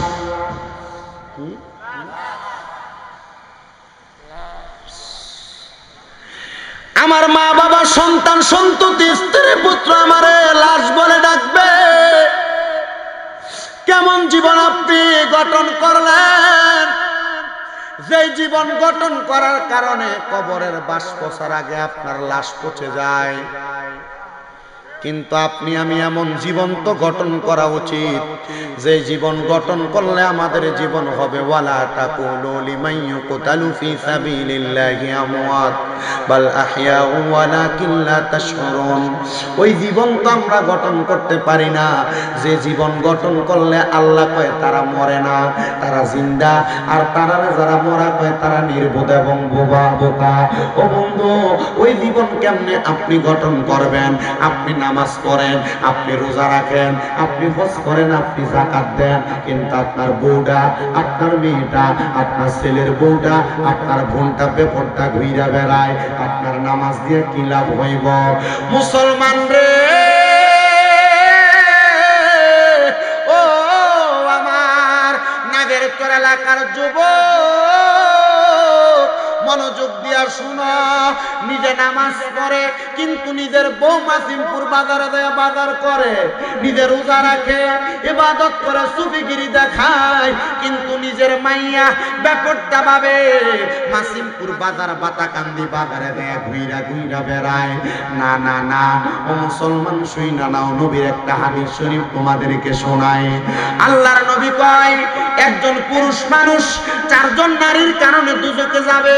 ইয়া রাসূলুল্লাহ, ইয়া হাবিবাল্লাহ, আপনার কাছে জানতে চাই একজন পুরুষ মানুষ কোন চারজন নারীর কারণে দুজকে যাবে? আল্লাহর নবী কয়, এক নাম্বার একটা বাবা তার মাইয়ার কারণে দুজকে যাবে। হুজুর কেন, কিভাবে বুঝতে পারলাম না? আপনি মেয়ে জন্ম দিলেন, আমরা সবাই জানি একটা মেয়ে মানে একটা জান্নাত, সুবহানাল্লাহ। কিন্তু মাইয়াটারে যদি আপনি বেপরদা করেন, জান্নাত কেমনে পাইবেন? আমি বুঝতে পারি না রে বাবারা। শোনেন রে বন্ধু, একটা মাইয়া একটা জান্নাত, এই কথা শুইনা পাগল হইলে চলবে না। মাইয়াটারে জান্নাতীদের মতো মানুষ করতে হবে, মাইয়াটারে পর্দার মধ্যে রাইকা মানুষ করা লাগবে। দুইটা মাইয়া দুইটা জান্নাত, তিনটা মাইয়া বলে নবীর সঙ্গে একই জান্নাতে। ও বন্ধু, আপনার মাইয়া বেপরদা ঘুরে কেমনে আপনি ওই জান্নাত পাবেন? আমি যেই কথাটার মধ্যে বলতেছিলাম বাবা, আমার নবীজি বলেছেন দুনিয়ার জমিনের মধ্য থেকে কবরে যাওয়ার পরে একটা পুরুষ মানুষ চারজন নারীর কারণে দুজকে যাবে। এক নাম্বার একটা বাবা তার মাইয়ার কারণে দুজকে যাবে। যদি তার মাইয়া বেপরদা ঘুইরা বেড়ায়, আপনি নামাজ পড়লেও কোনো কাম তো হবে না, কারণ আপনি আপনার মেয়েদের পর্দা করান না। এই জন্য সাবধানতা অবলম্বন করে আপনি যদি বেপরদা আপনার মাইয়ারে চালান, তাহলে আপনি আপনার মেয়ের কারণে দুজকে চলে যাবেন। পর্দার অন্তরালে আমার যে আম্মুজির আছে, ও মা, আপনাদের কদমে হাত দিয়া বলি, আমার একটা মা জন্ম দিছে, আমার মাও আমার ওই মা জন্ম দিয়া দুনিয়ার জমিনে চালায়। আমি আমার মার একদিন বলছি, আম্মা ফকিরে যদি বাড়িতে ভিক্ষা দেওয়ার জন্য আসে, পর্দার আড়াল থেকে ভিক্ষাটা দিয়া দিবেন, সামনে যাওয়া যাবে না। একদিন আমার বাড়িতে আমার এলাকার একজন দাড়ি পাকা মুরব্বী আসছে, আসার পর আমার আম্মারে দেখছি ওনার সঙ্গে শুধু কথা বলে। আমি কইছি, মা কথা বলা যাবে না। বলে কেন কেন কেন? উনি তো আমার আব্বার মতো। আমি কইছি না, গায়রে মাহরাম যদি হয়, বাবার মতো হইল, সামনে যাওয়া যাবে না। বলে হুজুর কেন? কারণ আপনার প্রতি কুনজর পড়তে দেরি হবে না। এই জন্য আমার বাড়িতে যারা হোমনা তিতাসের মানুষ গেছে, এরা দেখছে আমার বাড়ির সামনে দিয়া যে বারান্দা, বারান্দার মধ্যে কাপড় দিয়া ঢাকনা দেওয়া, আমার বারান্দার মাঝ বরাবর আমার আব্বা যে রুমে থাকে, এখান দিয়া মাঝখান দিয়া আলাদা পর্দা দেওয়া। এটার কারণ হইল আমি চাই আমার মা পর্দা করুক। আমার মা পর্দা করলে আমি মানুষকে যদি পর্দার ওয়াজ করি, মানুষ পর্দার ওয়াজের আমল করবে। ও মা, তোমরা যারা বেপর্দা ঘুরো, তোমার বাবা যদি কবরে থাকে, আল্লাহর কসম তোমার বেপর্দা ঘুরার কারণে আল্লাহ তাআলা হয়তো তোমার আব্বা জানের কবরে আযাব দিব। এজন্য সাবধান, কোন পরপুরুষের সামনে তুমি তোমার চেহারাটা লইয়া যাইও না, তোমার দেহটারে দেখাইও না। এখানে যারা আছেন, দুই নাম্বার আল্লাহর নবী কয় একটা ভাই তার বোনের কারণে জাহান্নামে যাবে। ইয়া রাসূলুল্লাহ কেন? আমার নবী শিখিয়ে দেয়, ভাই যদি বোনটারে পর্দা না করায়, আপনি ভাই মোটর সাইকেল চালান, আপনার বোনকে বেপর্দা ভাবে, আপনি আপনার মোটর সাইকেল পেছনে নিয়ে ঘুরেন, আপনি আপনার বোনকে বেপরদা ভাবে আপনার এলাকার গায়ে হলুদের অনুষ্ঠানের মধ্যে আপনি আপনার বোনকে গায়ে হলুদে নাচতে দেন, আপনার কি একটু লজ্জা লাগে না? আপনার কি একটু শরম লাগে না? যদি দুনিয়াতে লজ্জা শরম না লাগে, আল্লাহর কসম, আল্লাহর মায় দুনিয়ার ভাই, কবর গেলে এমন ফিটা বিটব সাতটার আড্ডি পর্যন্ত ঘুরা করব। কষ্ট হইতে সামনে না? আল্লাহ নবী কয় 3 নাম্বার, এখানে যারা বিয়াত আছেন এবার আপনারা শুনেন, একটা স্বামী তার স্ত্রীর কারণে দুজকে যাবে। মাইকটার বাড়িটা একটু বন্ধ কর, বাড়িটা দে, এটা একটু বন্ধ কর, হালকা সাউন্ড ঠিক আছে। সবুজ মাইক তিতাসের এই সাইডটা দিয়ে সেরা, আমি ওয়াজ করে মজা পাইছি। এবার আপনারা যারা বিবাহ করছেন, আপনাদের বউজাদের আছে না, আছে না, আপনি আপনার ছোট ভাইকে বাদ বেড়ে দেওয়ার কথা আপনি আপনার বউরে বলেননি, তোমার ভাইয়ের মতো। কিসের মতো? ভাইয়ের মতো আপনি বলতেছেন। আর আল্লাহর নবীর হাদিস শরীফ পড়া পাইলাম, নবী আমার শিখিয়ে দেয় একটা ভাবির জন্য তার দেবর হইল কালসাপের মতো। কিসের মতো? কালসাপ কামড় দিলে মানুষ এমন ভাবে মারা যায়, একটা ভাবি তার দেবরের চোখের সামনে পড়লে এমন মৃত্যু সমতুল্য। ইয়া রাসূলুল্লাহ, তাই একটা ভাবি কি তার দেবরের সামনে যাবে না? আর আপনার বউয়ের আপনার দেবরের লগে ফাটান ডাক্তার দেখাইবেন নাকি? কি কথা বলে কেন? দেবরের সাথে ভাবি একসাথে বিয়ার মধ্যে গায়ে হলুদে নাচে, আজব বিষয়। আমাদের সমাজ এটার কিছুই মনে করে না, কিন্তু আমাদের সমাজের মানুষ জানে না এমন একটা বিষয়ের জন্য দুজকি। বিডিএত কই হুজুর দাওয়াত দিছস কোন ফোনটা? আরে হুজুর দাওয়াত দিছ, আমার কাছে কালেকশনের লেগে যায়, দেন তোরা। আমি কই আম্মু জিরা গো, আপনার পায়ে আমি হাত দিলাম, ছেলের মতো মনে করবেন। আমি চাই না আমার তিতা শুননা এই অঞ্চলের কোনো মা দুজকে যাক, আমি চাই না সোনার বাংলাদেশের কোনো মুসলমান মহিলা দুজকে যাক। এই জন্য আমি আপনাদের কাছে ওয়াজটা করে দিয়া যাই। এবার আপনারা যারা বেড়াইতেছেন, আপনারা বউরে আপনারা পর্দা করাইবেন কি করাইবেন না আপনাদের বিষয়। যদি আপনি পর্দা করান, বউয়ের কারণে জান্নাতি, যদি পর্দা না করান, বউয়ের কারণে দুজকি। ও বন্ধু, এবার আল্লাহর নবীর হাদিস পড়া দেখলাম, নবী আমার বুঝাইছে, শিখাইছে, একটা সন্তানের কারণে, একটা মায়ের কারণে সন্তান দুজকে যাবে। তোমরা যারা মনে করো মা বুড়া হয়ে গেছে গা, মায়ের পর্দার দরকার নাই, তুমি তোমার মারে দিয়া তোমার সন্তানরা সকালবেলা কিন্ডারগার্টেনে পাঠাও, তোমার মা বেপর্দা চলে যায়। না রে না, ও আমার নাগের চরের যুবক, নাগের চরের মুরব্বী বাবাজিরা, নাগের চরের পর্দার অন্তরালের মা বোনেরা, তারা তোমরা সন্তান না, তোমাদের মা বোনদেরকে বেপর্দা ভাবে ছাইরা দাও। তুমি যদি তোমার মারে বেপর্দা চালাও, তাহলে তুমি তোমার মার কারণে দুজকে যাইবা। তুমি আল্লাহর হস্তে একটা বোরকার দাম বর্তমান বাজারে 500 টাকা হলে ভালো একটা বোরকা পাওয়া যায়। তুমি অন্তত একটা বোরকা পরাইয়া 5 কাটের একটা হেজাব পাওয়া যায়, যে হেজাব পরলে মহিলাদের চেহারা দেখা যায় না। তুমি তোমার মাটারে, তোমার বোনটারে, তোমার বউটারে, তোমার ঝিটারে তুমি একটু কষ্ট করে পর্দা করাইও। কিন্তু বর্তমান জামানায় পর্দা করাইবো দূরের কথা, বোরকাতে ডিজিটাল বোরকা বাইর হয়েছে। মহিলা উলঙ্গ থাকলে যেমন দেখা যাইতো, এই টাইট ফিটিং বোরকা পরলে মহিলার এমনই দেখা যায়। হ্যাঁ আসিনি বাবা? আমার এক দোস্ত কুমিল্লা কাপুরিয়া পট্টি বোরকা দোকান। কি দোকান? বোরকা দোকান। আমি একদিন তার দোকানে রৌদ্র হওয়ার কারণে রমজান মাসে যেয়ে বসলাম, দেখলাম নতুন নতুন বোরকা শু দিতেছে। আমি কইলাম, দোস্ত রে, তোর দোকানে দি সুন্দর বোরকা। হঠাৎ দেখলাম একটা বোরকা বাইর করছে, বোরকাটা ঠিক এই বরাবর একটা ফুল বানাই না। আমি কইলাম, এটা কি তারে? কয় ভাইয়া এটা অন্য কিছু না, এটা সামান্য একটা স্টাইলার ডিজাইন। আমি কইলাম, এই বোরকাওয়ালা যে মহিলা বোরকাটা পরব, তাহলে সবাই তো মহিলার চেহারার চাইতে আগে মহিলার পেটের দিকে তাকাইবো, কারণ পেট বরাবর মহিলাটার এই ফুলটা দেওয়া। তাহলে আপনারা বোরকা পরাইতো সাবধান, কথা কয় না? বোরকা পরাইতো কি সাবধান, বোরকা পরাইতো সাবধান।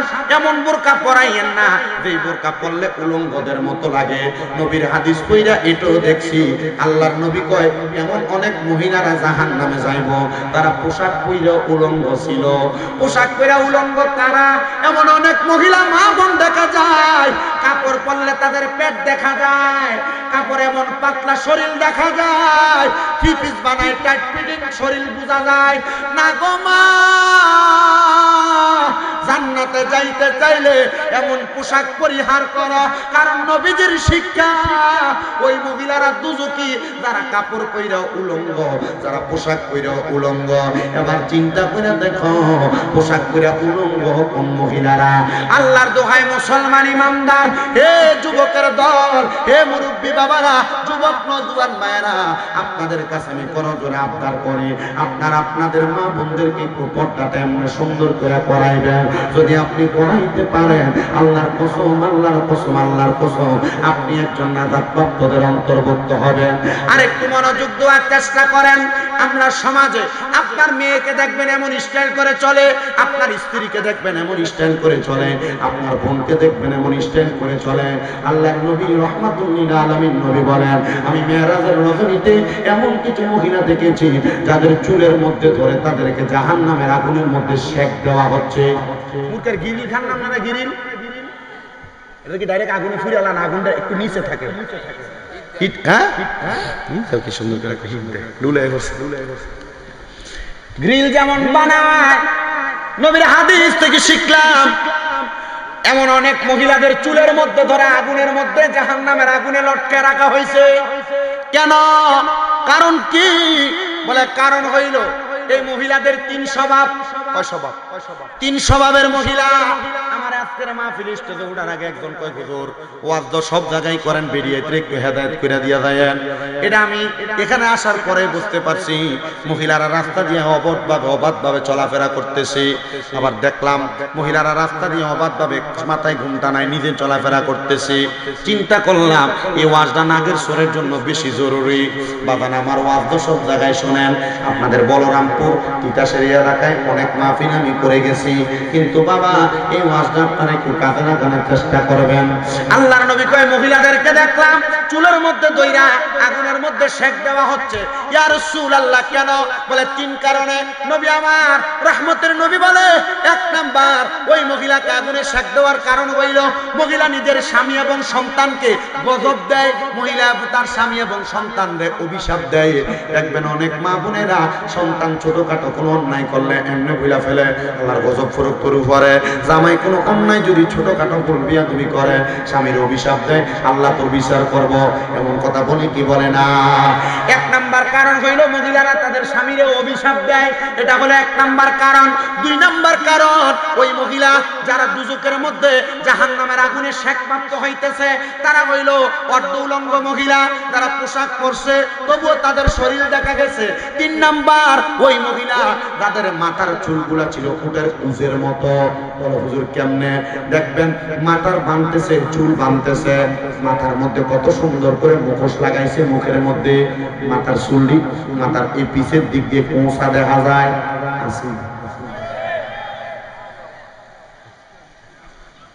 গরুর ফুট দিয়ে এটা ফিটের উপরে তাই আপনারা কি কন? সুডি। কি কন? সুডি বলে, কোন এলাকায় কুচ বলে, কুচ। এই সুডি এবং কুচ আল্লাহর নবী কই মহিলাদেরকে দুজকে দেখলাম যাদের মাথার চুলগুলো ওটার কুচের মতো। এজন্য আপনাদের মা বোন যারা মাথার চুলরে ওটার কুচের মতো নিজের মাথা থেকে আর ওসা করে রাখে, সাবধান, এদেরকে সাবধান করে দিবেন। মা বোন যারা চুলরে এত ওসা করে বাঁধেন সাবধান হয়ে যাইবেন। খোপা বাঁধেন ঠিক আছে, খোপার চুল যেন নিচের দিকে থাকে, উপরের দিকে যেন ওটার কুচের মতো না থাকে। আপনারা মা বোনেরা দুজকের মধ্যে যাবেন, দুজকের মধ্যে। আসেন আমি আপনাদেরকে একটা সুন্দর কথা শোনাই। বলখ নামক এলাকা, যেই বলখ এলাকার মধ্যে বড় বড় আল্লাহর ওলিদের জন্ম। একজন বড় আল্লাহর ওলি, যিনার নাম হযরত আব্দুল্লাহ মারুফ বলকি রহমাতুল্লাহ আলাইহি। সুবহানাল্লাহ পড়েন না? সুবহানাল্লাহ। হযরত আব্দুল্লাহ মারুফ ওই বলকের একজন বড় আলেমে দ্বীন। উনি বলে, আমি একদিন ফজরের নামাজ আদায় করে মসজিদের মধ্যে অবস্থান করতেছি। ফজরের নামাজের পর একটা নফল ইবাদত আছে। এই নামাজটার নাম কি বাবা? এশরাকের নামাজ। মাশাআল্লাহ। পড়েন কি নামাজ? এশরাকের নামাজ। বলেন কি নামাজ? এরা কইতেছেন, এরা চিন্তা করে হুজুর আমরা 5 ওয়াক্ত নামাজ হইতো পড়ি না, আমরা ইশরাক করাম কোন সময়? না রে মুসলমান, না। 5 ওয়াক্ত নামাজ ছাড়া আরো অনেক নামাজ আছে।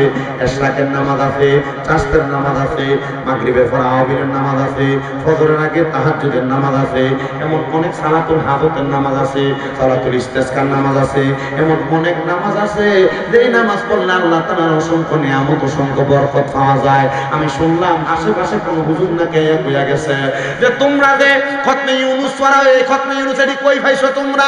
আল্লাহর কসম, যারা সমাজের মধ্যে এমন ফিতনা তৈরি করে এরা আলেম না, এরা শয়তান। আমি অবাক হয়ে গেছি, খতমে ইউনুস হইছো কই? ওমা, হযরত ইউনুস আলাইহিস সালাম এই দোয়া পড়ে উদ্ধার হইছে, মাছের পেট থেকে আল্লাহ তাআলা দোয়া কবুল করছে। তো এই দোয়া পড়ে যদি ইউনুস নবী উদ্ধার হয়, আল্লাহ তাআলা কি আমরাও উদ্ধার করতে না? ফতোয়া লাগাই দিছি বড় মৌলভী সাহেব।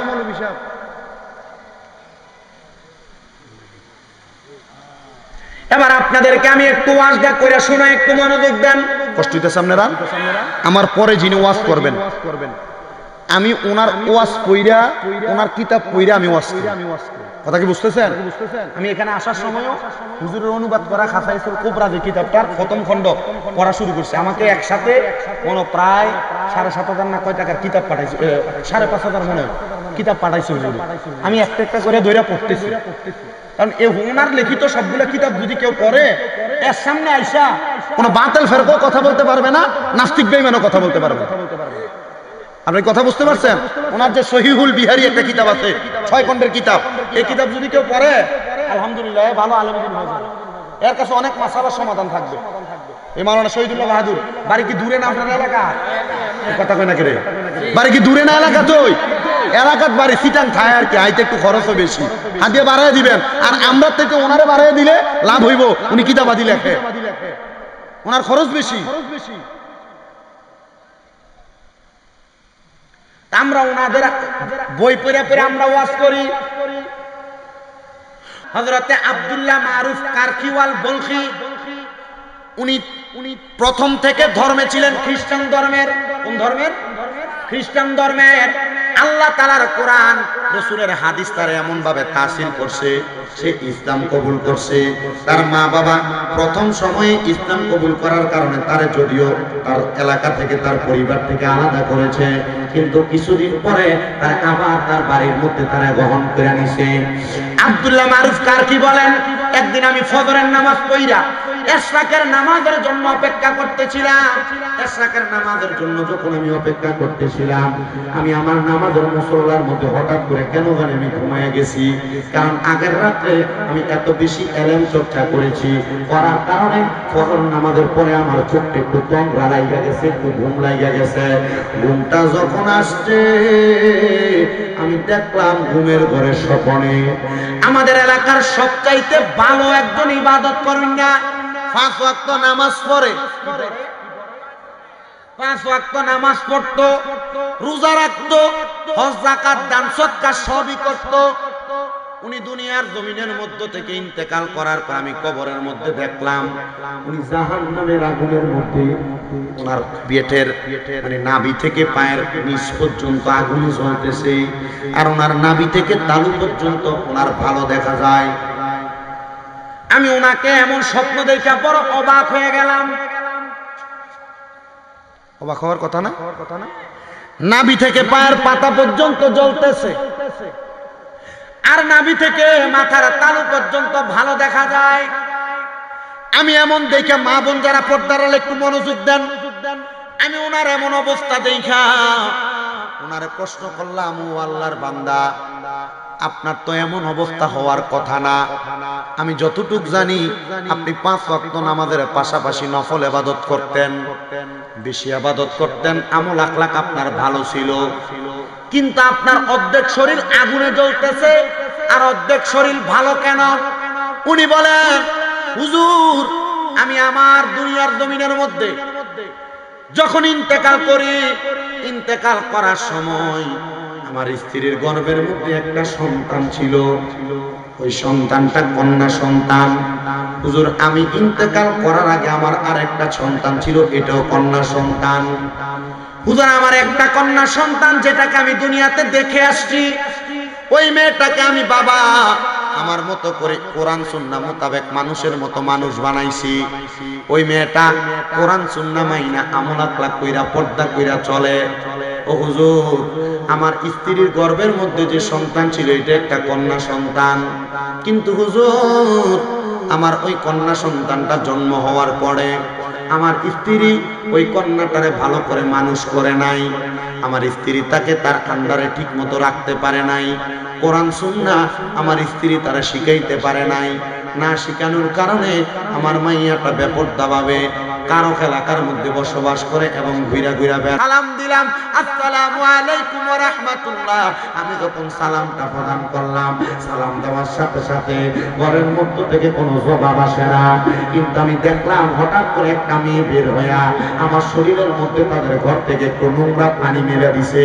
আমার শরীরের যে পবিত্র জামা কাপড় ছিল, আমার জামা কাপড়টা একবারে নোংরা হয়ে গেছে। আমি আবার সালাম দিলাম, মেয়েটাকে দেখে আসসালামু আলাইকুম ওয়া রাহমাতুল্লাহ। মেয়েটা কোনো জবাব দেয় না। দেখলাম ঘরের ভিতর থেকে একটা জবাব আসছে ওয়া আলাইকুম আসসালাম, কিন্তু ঘরের ভিতর থেকে কেউ বাইর হয় না। এবার ওই আল্লাহর বান্দা ডাক দিয়া কই, ও ঘরের সদস্যরা তোমাদের বাবা ইন্তেকাল করেছে। ওই মেয়েটা, যেই মেয়েটা বাহিরে আইসা আল্লাহর ওলির গায়ের মধ্যে নোংরা পানি ছুঁইরা দিছে, ওই আল্লাহর ওলির চোখের সামনে মেয়েটা চোখের পানি ছাইরা দিয়া কান্না করে দিছে। মাইয়া ব্যাপারটা ঘুরে ওলির সঙ্গে বেয়াদবি করেছে, করার পরেও ওই মাইয়াটা চোখের পানিগুলা ছাইরা দিয়া দিয়া কান্দে আর ডাক দিয়া কই, হুজুর আপনার সঙ্গে আমার বেয়াদবি হইছে, হুজুর আমি আপনার গায়ের মধ্যে ময়লা পানি মেরে দিছি, কিন্তু আপনি আমার সামনে এমন একজন ব্যক্তির কথা বললেন যারে আমি কোনোদিন আমার চোখ দিয়া দেখি নাই। আমি আমার মায়ের গর্ভে থাকা অবস্থায় আমার বাবা মারা গেছে। হুজুর আপনি কেন আমার বাবার এই খবর নিয়ে আসলেন? হুজুর হুজুর ডাক দিয়া কয়, মা আমি অল্প কিছুক্ষণ আগে মসজিদের মধ্যে স্বপ্ন দেখছি রে মা, তোমার আব্বা জান জাহান্নামের আগুনে জ্বলে, কিন্তু ওই জ্বলার কারণ হইলা তুমি। মাইয়া ডাক দিয়া কই, হুজুর কেমনে? বলে মা গো মা, তুমি যে ব্যাপারটা বেহায়াপনা কইরা চলো, আমার আল্লাহ নাকি তোমার আব্বার কবরের মধ্যে এই কারণে আযাব দিয়া দিছে। ও বন্ধু আপনার মাইয়াটারে কেমনে মানুষ করবেন? আপনার বিবেকের উপর ছাইরা দিলাম। আপনি আপনার বোনটারে কেমনে মানুষ করবেন? আমি আপনার বিবেকের উপর ছাইরা দিলাম। যদি আপনার মেয়ে আপনার বোন ব্যাপারটা ভাবে চলে, আল্লাহ তাআলা আপনার কবরের মধ্যে তো জাহান্নামের আগুন দিয়া ভরপুর করে দিব।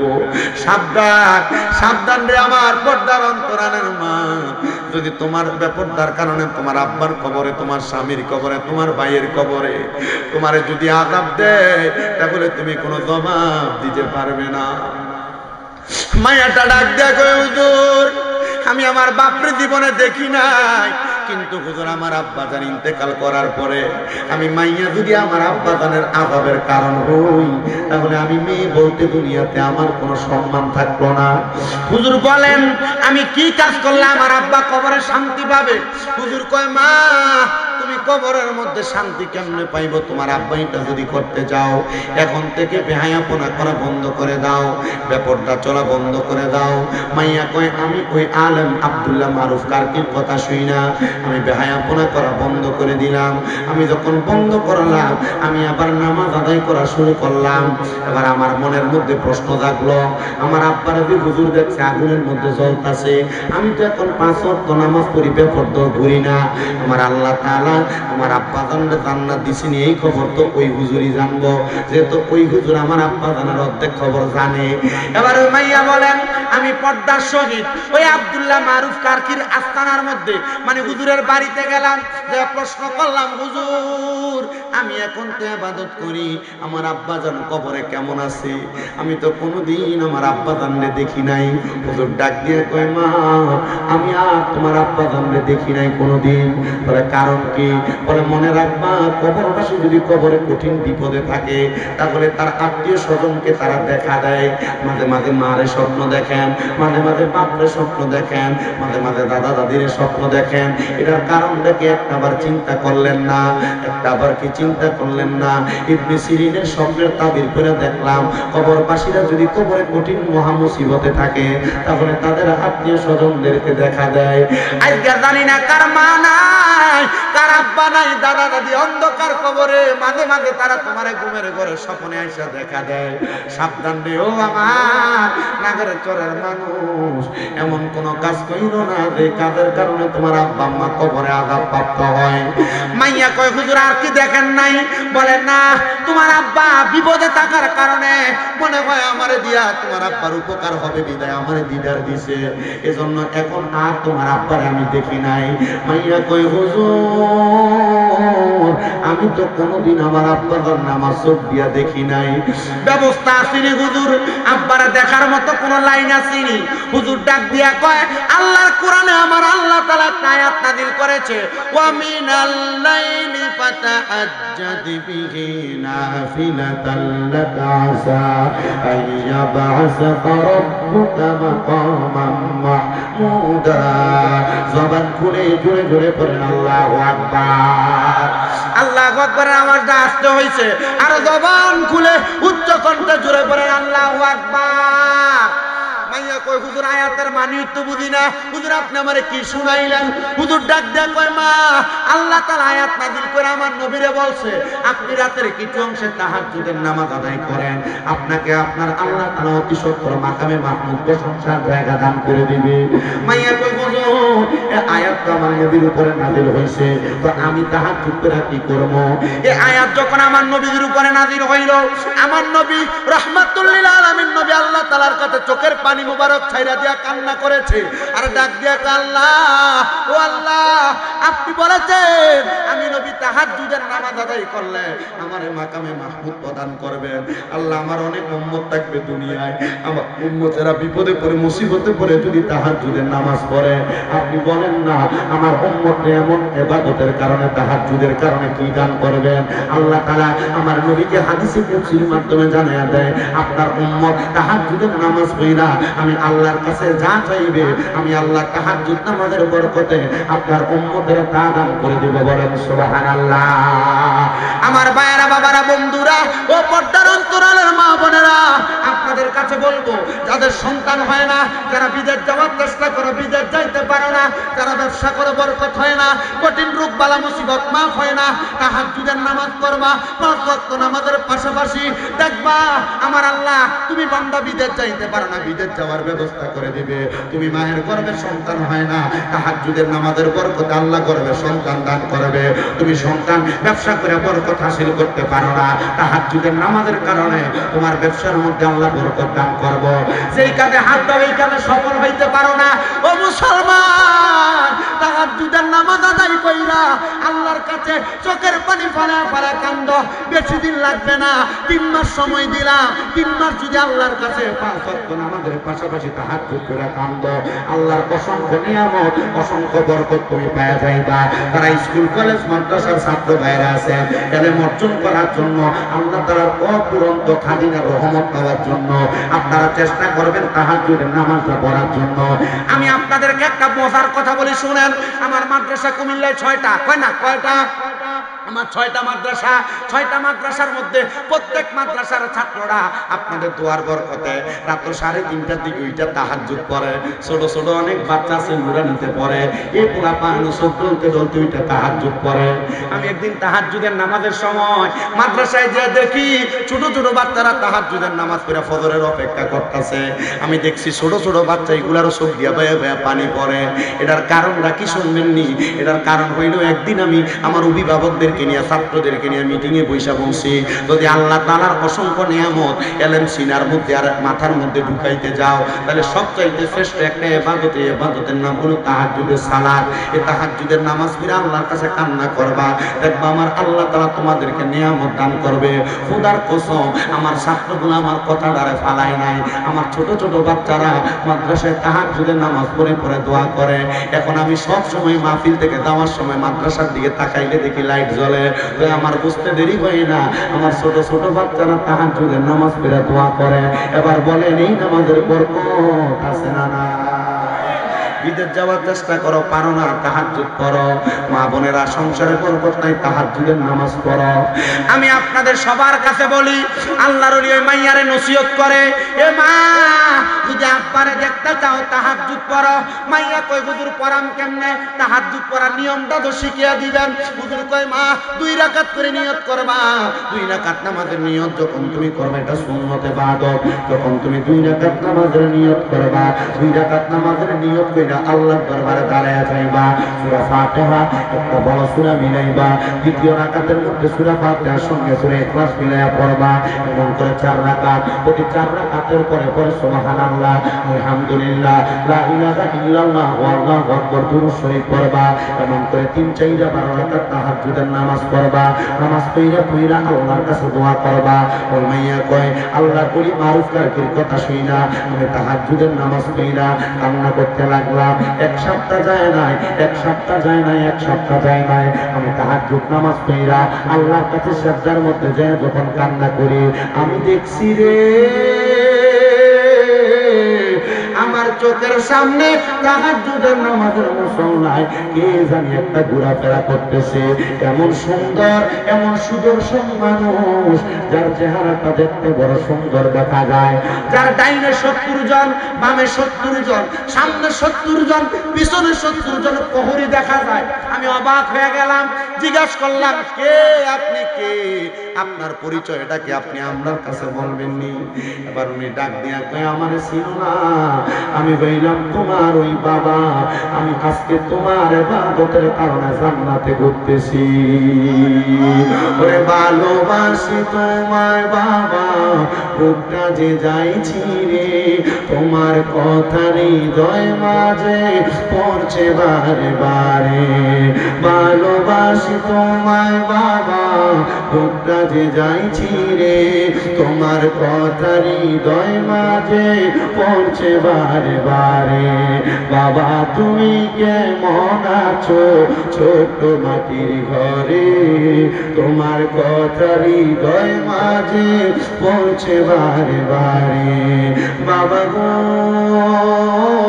বাবা, বাবা গো ও বাবা, বাবা গো ও বাবা, বাবা গো ও বাবা। দরজাটা খুলতে খেয়ে যাই ধোকা, বাবা বুঝি বলছে এলে নাকি খোকা। বুকের ভিতরটা লড়ে চড়ে উঠে, সবাই আছে শুধু বাবা নেই, শুধু বাবা নেই।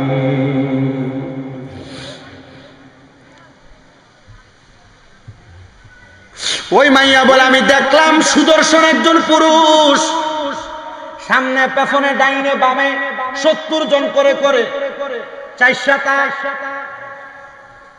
280 জন রহমতের হুর গিলমান। আমি জিজ্ঞাসা করলাম, আব্বা আপনি জান্নাতে ঘুরতেছেন, তাহলে তারা কারা? বলে, এ কন্যা তোমার ইবাদত, সুবহানাল্লাহ, কন্যা তোমার ইবাদতের বরকতে আল্লাহ তাআলা এদেরকে আমার সাথে প্রহরী বানিয়ে দিয়ে দিয়েছে। ও আমার নাগের চরের যুবক, নাগের চরের মুরব্বী বাবাজিরা, পর্দার অন্তরালের মা বোনেরা, আপনাদের সবার কাছে আমি একটা আবদার জানাই, আপনাদের সবার কাছে আমি একটা আবদার জানাই, আল্লাহর ওয়াস্তে দুনিয়ার জমিনের মধ্যে এমন সন্তান হন, আপনার সন্তানটারে এমন সন্তান বানান যে সন্তানের দোয়ার বরকতে আপনি এমন করে জান্নাত পাইবেন। ওই মাইয়া যখন তাহাজ্জুদ নামাজ পড়া সিজদার ভিতরে যাইয়া আব্বারে এমন অবস্থায় দেখছে, মাইয়ার মা ঘরের মধ্যে ঢুইকা দেখতেছে মাইয়া কার সঙ্গে জানি কথা বলতেছে। ওই মাইয়ার আম্মা ডাক দিয়া কয়, এ মা তুই কার সঙ্গে কথা বলস? নতুন নতুন নামাজ পড়তেছস, নামাজের সিজদার মধ্যে যাইয়া কার লগে কথা কস? ওই মাইয়া ডাক দিয়া কয়, মা আমি অন্য কারোর সঙ্গে কথা বলি না, আমি আমার মৃত ইন্তেকাল করা আব্বার সঙ্গে কথা বলি। বলে কারণ কি রে, কারণ কি, কেন কথা বলো, কেমনে দেখা পাইলা? বলে আমারে এমন একজন আল্লাহর ওলি নামাজ শিখাইছে, ওই নামাজটার নাম হলো তাহাজ্জুদের নামাজ। ওই নামাজ পড়া আল্লাহর কাছে যা চাই তা পাই। আমি আমার জন্ম দেওয়া আব্বার চেহারা কোনোদিন দেখি নাই, আমি আমার ওই আব্বার চেহারা তাহাজ্জুদের নামাজ পড়া দোয়া করার কারণে দেখছি। মাইয়ার মা কই, তোর আব্বা কবরে কেমন আছে তুই কি বলতে পারবি? বলে, হে মা, আমার আব্বা জান কবরের মধ্যে বড় ভালো আছে, জান্নাতি, আমার আব্বা জান বড় আরামে আছে। মাইয়ার মা কয়, বুঝছি রে, তুই মাইয়া ভালো হওয়ার কারণে আল্লাহ তোর ইবাদত কবুল করছে, এই জন্য তোর আব্বারে জান্নাতবাসী করছে। এ মা, আমার কাছে ওয়াদাবদ্ধ হ, আমি মাও যদি মারা যায় তুই আমি মায়ের জন্য একটু আল্লাহর কাছে দোয়া করবি নি। এর সন্তান দেখছুনি মা কেমনে ওই মাইয়ার কাছে আবদার করে। মাইয়া তো বেপরদা ছিল, মাইয়া তো বেহায়া ছিল। বলেন, হেদায়েত দেওয়ার মালিক একজন তিনি কে? কখনো তোমাকে যদি বলি হেদায়েতের আলো দিয়ে নিও কাছে তুলি, কখনো তোমাকে যদি বলি হেদায়েতের আলো দিয়ে নিও কাছে তুলি, দয়া করে ঠাই দিও, দয়া করে ঠাই দিও, ওগো দয়াময় তুমি রহমান, তুমি মেহেরবান কন্যা, তুমি রহমান, তুমি মেহেরবান। অন্ধকারে না শুধু তোমারই গুণগান, ভুলেও ভুলে না তবু শান, তুমি রহমান, তুমি মেহেরবান। জনম জনম যদি গাহি তোমার প্রশংসা শেষ হবে নাহি। বলেন, সারা জীবন যদি আল্লাহর প্রশংসা করি, আল্লাহর প্রশংসা কি কোনোদিন শেষ হবে? আস্তে কথা কই, শেষ হবে? আশিক বলে, জনম জনম যদি গাহি তোমার প্রশংসা শেষ হবে নাহি, দয়া করে ঠাই দিও, দয়া করে ঠাই দিও, ওগো দয়াময় তুমি রহমান, তুমি মেহেরবান কন্যা, তুমি রহমান, তুমি মেহেরবান। একটা জবানও বন্ধ রাখবেন না। এবার বলেন, হেদায়েত দেওয়ার মালিক একজন তিনি কে?